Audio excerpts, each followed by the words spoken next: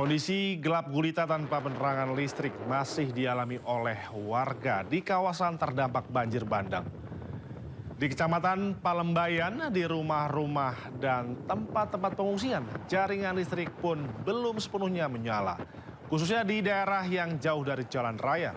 Menurut Wali Nagari Salareh Alai Timur, Azin Ahmad Fauzi, dalam sepekan terakhir, tiang listrik yang dipasok telah dipasang di pinggir-pinggir jalan utama. Listrik sudah mulai menyala di sejumlah titik, namun pemulihan masih terbatas.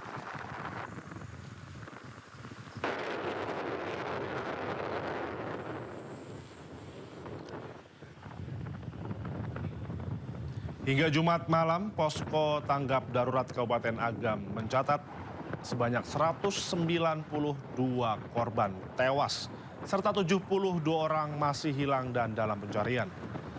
Di Nagare Salareh Aya Timur, korban meninggal tercatat 35 orang dan 35 lainnya masih belum ditemukan. Bantuan terus berdatangan ke posko pengungsian, sementara petugas memberikan dukungan trauma healing kepada anak-anak. Cuaca hujan deras yang kadang mengguyur kawasan ini secara tiba-tiba kerap menghambat aktivitas dan pendistribusian bantuan.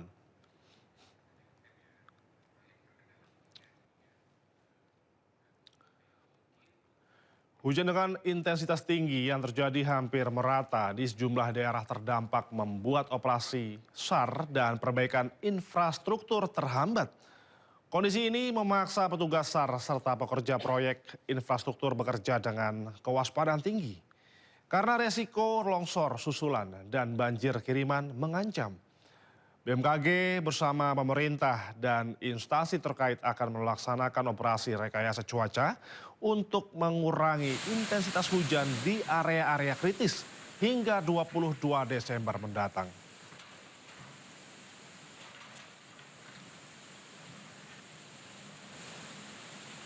Melaksanakan operasi modifikasi cuaca sampai tanggal 22 Desember.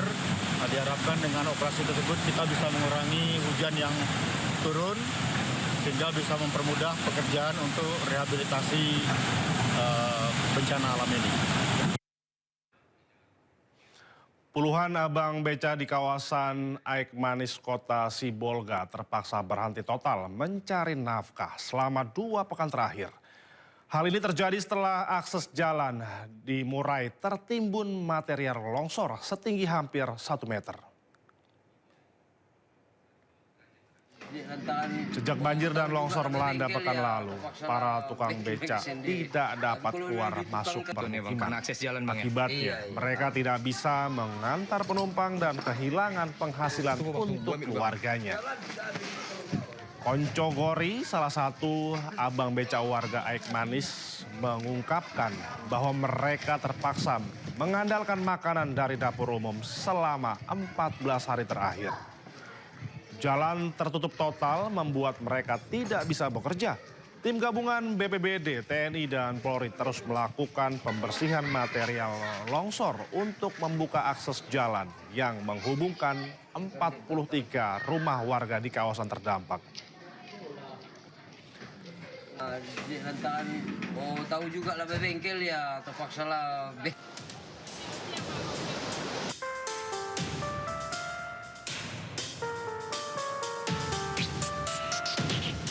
Menteri Keuangan RI Purbaya Yudi Sadewa menolak ide bea cukai untuk menyalurkan balpres impor ilegal sitaan untuk korban bencana di Sumatera.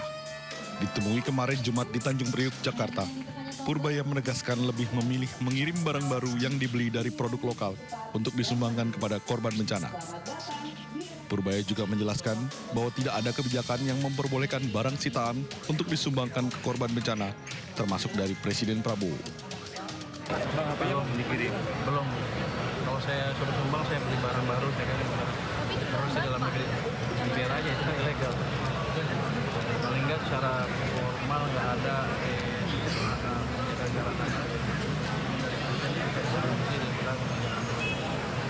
kecuali berubah dan jaga peraturan seperti apa. Jangan sampai nanti gara-gara itu banyak lagi balpres masuk dengan alasan kan bagus buat bencana. Diketahui sebelumnya, usulan kirim Bapres impor ilegal sitaan untuk korban bencana muncul dari Direktorat Jenderal Bea Cukai Kementerian Keuangan. Bandung dia. Nah,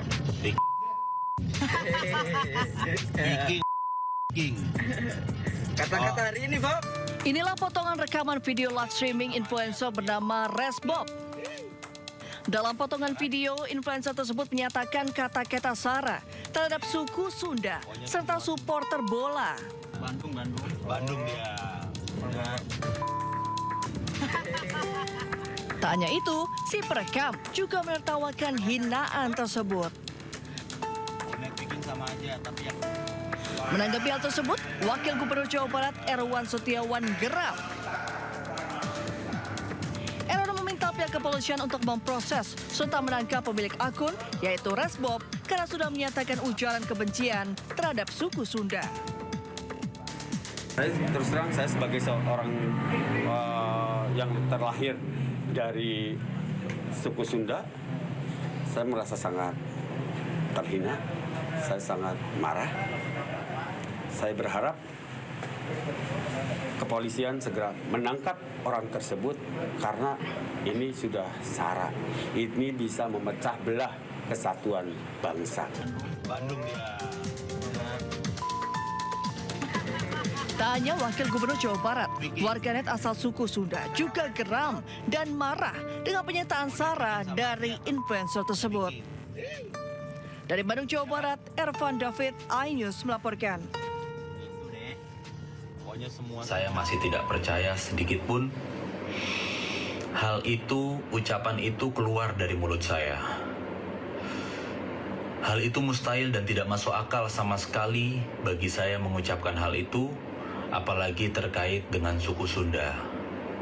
Ketidakpercayaan ini didasari karena saya sendiri memang lahir dari rahim seorang ibu yang orang Padang, suku Padang.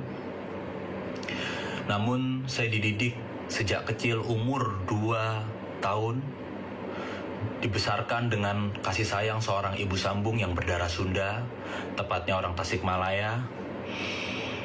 Selain itu, saya juga dibimbing oleh kiai dan tokoh besar yang juga orang Sunda, orang Majalengka, yaitu Profesor Dr. Kiai Haji Asep Saifuddin Khalim.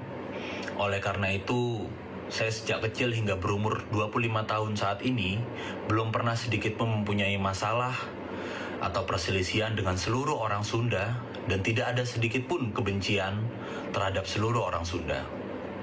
Meskipun tidak didasari, saya sadar ucapan saya tersebut adalah hal yang sangat sensitif dan tidak ada alasan pembenaran terhadap hal itu. Hal tersebut itu di luar daripada kesadaran saya yang mengakibatkan ini adalah kecelakaan murni. Oleh karenanya, sekali lagi izinkan saya mohon maaf dunia akhirat, lahir batin yang setulus-tulusnya dan yang sebesar-besarnya.